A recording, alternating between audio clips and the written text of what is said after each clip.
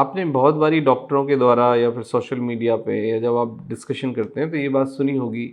कि स्ट्रेस के द्वारा, ट्रॉमा के कारण पेट खराब हो गया या हेल्थ खराब हो गई या बीपी गड़बड़ा गया या शुगर कम ज़्यादा हो गया। तो आज हम ये बात करेंगे कि स्ट्रेस ट्रॉमा के कारण आपका पेट क्यों खराब होता है, गट हेल्थ पे क्या फ़र्क पड़ता है और ट्रॉमा स्ट्रेस के कारण क्यों आईबीएस जैसी कंडीशन डेवलप हो जाती है और फिर पेट की समस्या क्यों ठीक नहीं होती और ऐसा क्या हो जाता है कि हम एक ऑब्सेस हो जाते हैं पेट को लेके कि हमें कुछ ना कुछ। आप देखेंगे कि इंसान या तो गैस बन रही है, यदि कब्ज़ हो गई है, कुछ खाना लगता नहीं, पेट साफ होता नहीं, इस तरह के थॉट के साथ हम इमोशनली रहते हैं और वो हम ऑब्सेस हो जाते हैं और वो रिपीटिशन के साथ रहते हैं। लेकिन जब क्लिनिकली फैक्ट चेक किया जाता है कि इंसान का वेट भी नहीं घटा होता है, वो खाना भी ऐसे ही खा रहा होता है, बीपी भी नॉर्मल निकलता है, पल्स भी नॉर्मल होती है, रिपोर्ट भी नॉर्मल आती है, ब्लड टेस्ट भी नॉर्मल होता है, प्लस जो पेट का सीटी कराया जाता है वो भी नॉर्मल होता है, कई बार एंडोस्कोपी भी बिल्कुल नॉर्मल आती है। तो आखिर जो पेशेंट क्लेम कर रहा होता है या जो पेशेंट सोच रहा होता है वो सब कुछ सच नहीं होता। तो ये इस तरह का कंडीशन क्यों डेवलप होती है? देखो, स्ट्रेस हो या ट्रॉमा हो या फिर आपका स्लीपिंग डिस्टर्बेंस हो, तीन मेजर चीज़ें हैं जो आपकी गट के हेल्थ को डायरेक्टली प्रभावित करती हैं। एक तो आपका स्ट्रेस ट्रॉमा, प्लस आपका स्लीप, और तीसरा आपका फूड। आप क्या खाना खा रहे हैं ये बहुत इंपॉर्टेंट करता है। Stress, anxiety, depression, trauma, sleeping disturbance, ये सब बहुत मैटर करते हैं।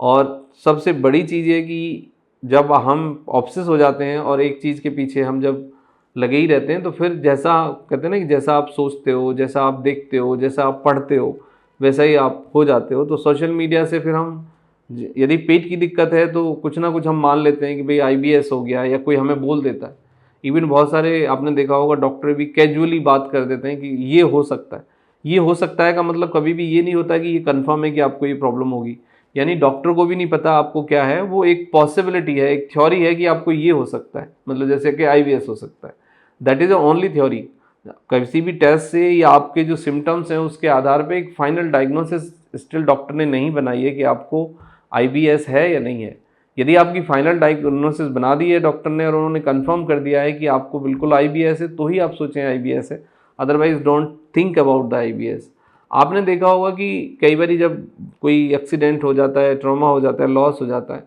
तो फैमिली के अंदर जो इंसान थोड़ा कमज़ोर होता है या फिर जो मतलब कोई फीमेल यदि बहुत दिल दिमाग से कमज़ोर है या कोई ओल्ड पर्सन है, वो मेल भी हो सकता है, तो आपने देखा होगा कि बहुत जल्दी जल्दी पेशाब आना या फिर पसीना आ जाना या फिर शरीर का वॉलेंट्री इनवॉलेंट्री रेस्पॉन्स चेंज हो जाना या चक्कर आ जाना या फिर थोड़ा सा जर्क आप महसूस करते हो या फिट्स पड़ जाना या फिर एक बात को बार बार रिपीट करना या फिर बार बार मतलब डायरिया जैसी कंडीशन हो जाती है, बार बार लूज मोशन होना या बार बार यूरिन पास करना, ये सब चीज़ें आप देखते हैं। तो ये स्ट्रेस का एक रेस्पॉन्स होता है, एक ट्रॉमा का रेस्पॉन्स होता है। ये होता है इसलिए है कि हमारा जो स्ट्रेस सिस्टम है, जो हमारा सेंट्रल नर्वस सिस्टम है, वो उन चीज़ों को नॉर्मलाइज या कंट्रोल नहीं कर पाता है उतनी जल्दी। दैट टेक ए टाइम, क्योंकि एक्सीडेंटल चीज़ें जो होती हैं उसमें एक प्रोसेसिंग अंदर नहीं हो पाती है और वो चीज़ें फिर दूसरे रूप में आपके सामने आती हैं। क्योंकि हमारा जो सेंट्रल नर्वस सिस्टम है और जो एंट्रिक नर्वस सिस्टम है, यानी कि जो हमारी नर्व्स हैं जो ब्रेन से कनेक्ट होके हमारे पेट को, गट को इन्फॉर्मेशन देती हैं और जो हम गट से इन्फॉर्मेशन ब्रेन तक ले जाते हैं, वो पूरा इन्फॉर्मेशन के लेवल पे ही गड़बड़ शुरू हो जाती है और हम देखते हैं कि एक डिसकनेक्ट, एक बहुत ही डिसओरिएंटेड हम फील करते हैं, क्योंकि हम जो सोच रहे होते हैं वो नहीं होता है और हम चीज़ों को एनालाइज नहीं करते हैं, हम लॉजिकली उसको एनालाइज नहीं करते हैं, लॉजिकली नहीं देखते हैं। तो यदि आपको पेट में उस तरह की आईबीएस जैसी कंडीशन है, ब्लोटिंग है, डिस्पेप्सिया है, कभी कब्ज़ हो जाता है, कभी लूज मोशन हो जाता है, कभी डायरिया जैसी कंडीशन है, अच्छे से आपको भूख नहीं लग रही है और आपका वेट भी कम हो रहा है, तो 90% संभावना इस बात की है कि आपको कोई ना कोई स्ट्रेस है, ट्रॉमा है, एंजाइटी है, ओवर थिंकिंग है। होता क्या है जनरली, पहले ट्रॉमा आएगा, उसके बाद फिर स्ट्रेस एंजाइटी आता है, फिर हम ओवर थिंक करते हैं, फियर फिर हमारा डेवलप हो जाता है और उसके बाद फिर हम ऑब्सेस हो जाते हैं, यानी हमें ओसीडी हो जाती है, यानी कि हम पेट को लेके ऑब्सेस हो जाते हैं। क्योंकि आज आप अपने से बैठ के पूछिए कि मैक्सिमम टाइम आप किस बात के बारे में सोचते हैं, तो आंसर ये आएगा कि आप मैक्सिमम पेट की बीमारियों के बारे में सोचते हैं, उसी की बीमारियों के बारे में पढ़ते हैं, उसी की बीमारियों के बारे में वो क्योंकि सोशल मीडिया पे एक एआई सिस्टम है, क्योंकि 3 वीडियो यदि आपने स्ट्रेस के देख लिए तो फिर आपको वो स्ट्रेस, आईबीएस, पेट की बीमारी वाले वीडियो ही दिखाएगा। जैसे ही आप सोशल मीडिया पे जाएंगे आपको वही चीज़ें दिखाई देंगी। जैसे एग्जांपल के लिए इसको मैं और थोड़ा सा मतलब सिंप्लीफाई करने की कोशिश करता हूँ। जैसे कि आप कोई भी रिलीजन को बिलोंग करते हैं, हिंदू, मुस्लिम या सिख जो भी आप हैं, तो आपने क्योंकि आपके घर में हिंदू लोग थे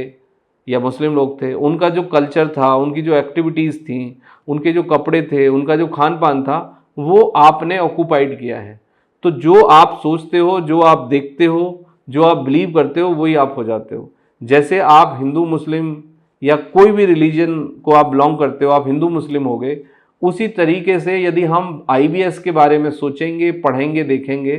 तो आपको फिर आईबीएस हो जाएगा। तो it's a purely your thinking.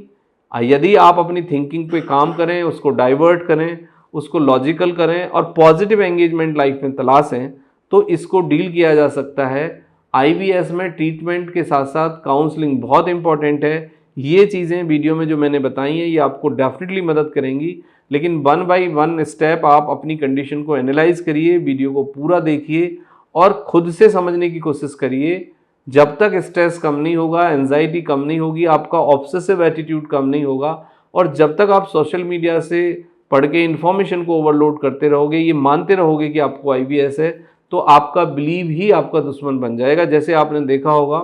बहुत सारे लोगों का ये बिलीव कि गॉड ने ही सब कुछ किया है, एक इंसान सुप्रीम है और उसके कारण ही सब कुछ हो रहा है। तो कई बार देखा है आपने कि वो इंसान इतना सुप्रीम, इतना ऑब्सेस हो जाता है उस चीज़ को लेके कि वो फिर बहुत ज़्यादा कट्टर हो जाता है और वो दूसरी चीज़ें सुनना और समझना ही नहीं चाहता। तो ऐसे ही अब आपके ब्रेन की कंडीशन है कि उसने बस ये समझ लिया है कि आपको पेट की बीमारी आईबीएस है, तो आपका ब्रेन अब कुछ सुनना और समझना नहीं चाहता है, दूसरी चीज़ों को आप नहीं देखना चाहते हो।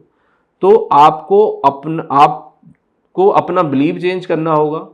आपको अपने एंगेजमेंट चेंज करने होंगे, और आप जो स्ट्रेस और आईबीएस से रिलेटेड जो डर वाली वीडियो आप देख रहे हो सोशल मीडिया पे, वो आपको छोड़ना होगा। टाइम से खाना खाइए, पूरी नींद लीजिए, एक्सरसाइज करिए, कुछ पॉजिटिव नए चैलेंज ब्रेन को दीजिए, कुछ पॉजिटिव एंगेजमेंट तलाशिए। डीप ब्रीदिंग से फ़ायदा होता है, माइंडफुलनेस से फ़ायदा होता है, वॉकिंग से फ़ायदा होता है, एक्सरसाइज से फ़ायदा होता है, अच्छी नींद से फ़ायदा होता है, अच्छा म्यूजिक सुनने से फ़ायदा होता है, पॉजिटिव एंगेजमेंट से फ़ायदा होता है। 2000 ट्रस्टेड ट्रायल्स थेरेपी जो आपको मदद करेंगी along with your medicine and the right food. तो ये एक तरीका है इस चीज़ को डील करने का। Thank you very much and take care yourself.